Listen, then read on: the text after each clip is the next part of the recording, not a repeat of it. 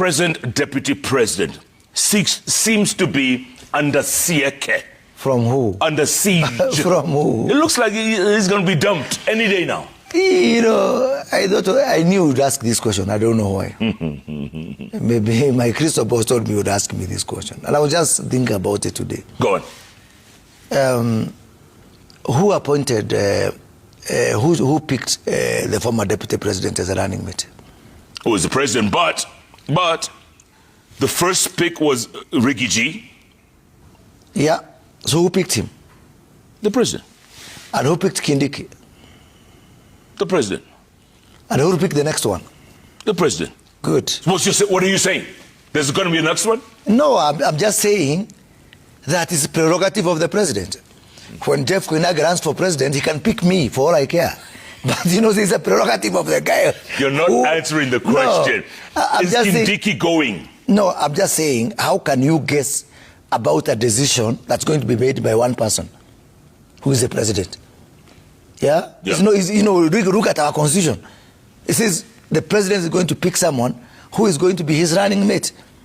You know, I think it is complete waste of time to throw into conjecture things that are going to be decided by one person, who is the president. You cannot force a running mate on the president, and just like you're not going to force on Kalonzo or whoever else going to run on it. You know? Okay, would you support Kindiki coming back? Well, or staying?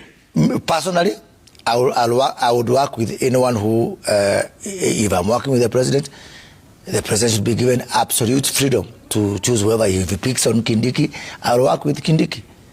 If he chooses Gladys Wanga? I'll work with Gladys Wanga. If he chooses Oburu Oginga? I'll work with Oburu Oginga. Oh, come on, man. Come on. Yeah? Come on. Because if Oburu Odinga ask me a question, if Oburu Odinga runs for president, would I support him? Then I can make a decision on that.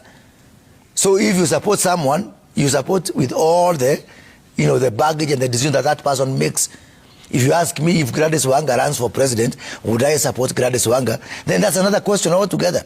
But if I will support President Ruto, I am obligated, I'm duty bound to work and support anybody who the president going to support. If he picks on Kindiki, even better for me, because I've got a working experience with Professor Kindiki. I mean, we work together in parliament, we work together in Tanga, we work together in cabinet. So for me, is familiarity, is familiar territory. Okay, it's better. Yeah, but if Oburu insists, I need to be DP, would you support Oburu Oginga? As I said again, I will leave that decision to the president. The president is a politician. And the president is the one who is in the best position to say who is going to be. Would you support that? Well, I will support anyone for avoidance of doubt whom the president picks. Come on, you're an outspoken guy, MK. If you don't like something, you speak your mind. When I run for president, I will pick up a running mate of my choice. Yes. So when William Ruto runs for president, he will pick a running mate of his choice. It's that simple. It's not one of those things when you say, it's not going to be on the ballot. Ask me if, for example, Wamatangi runs for governor. Yeah.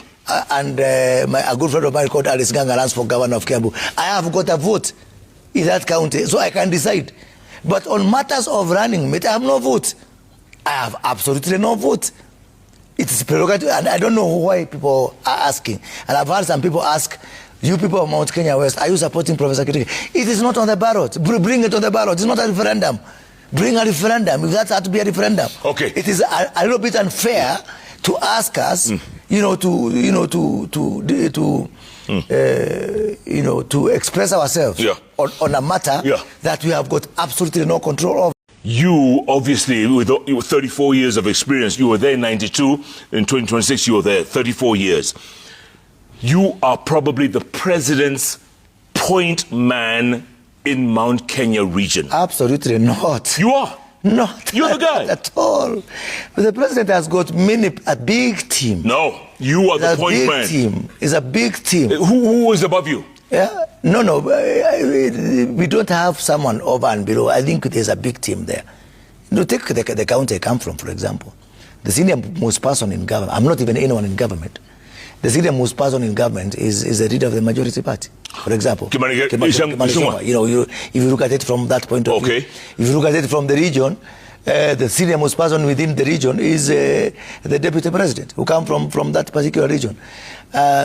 Which formula would you apply to say I'm a key point man? Even Pythagoras theory or something. I do not see. Among the many accolades, that one I reject. I do not perceive myself to be a key point man.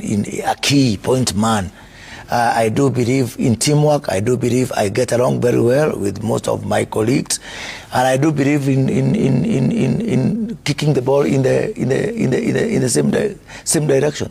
Yeah. Whatever team I subscribe for, be it Kibaki's team, when I was there, playing a very central role, was I a key point man? No. I was Uhuru Kenyatta's member of parliament for 9 years. Yeah. You cannot say I was a key point man for Uhuru Kenyatta. And equally, even now, for the president, I'm a member of political formation. We did sign in April of 2022. We signed a coalition agreement. My party then, Chama cha Kazi, Congress course, alongside 11 other parties, and we subscribed to an agenda and the plan. And if you remember that particular time, I was also requested to coordinate the economic forums, which we set up the manifesto and the plan that we are implementing. Of course, because of that role, I am very defensive, protective of some of our programs. What do you do to woo Central Kenya? Well, I think that a lot of things will happen in the next 12 months. A lot of things will happen in the next 12 months politically speaking, because I'm sure you're asking about politically speaking. Correct.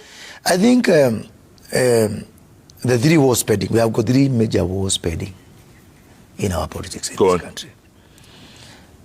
The first one is the war within the opposition.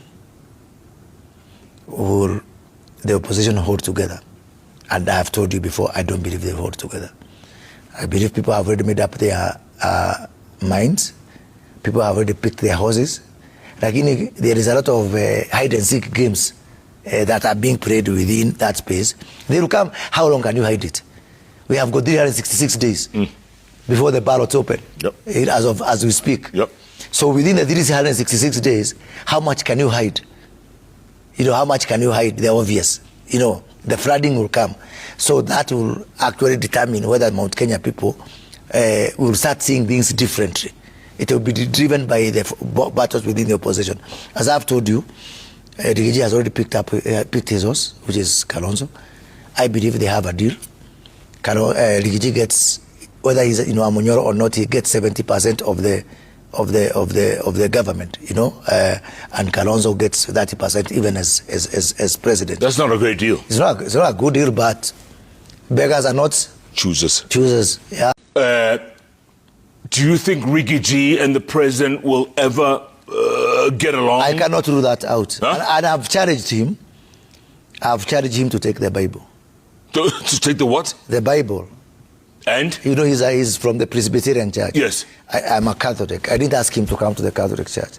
I've asked him yesterday to go to the moderator of the PCA Church, take the Bible in front of Reverend Dorcas, who I hold in very high regard, and say to the world, one, that he doesn't have a deal currently with William Ruto, and two, that he's not going to have one before 2027.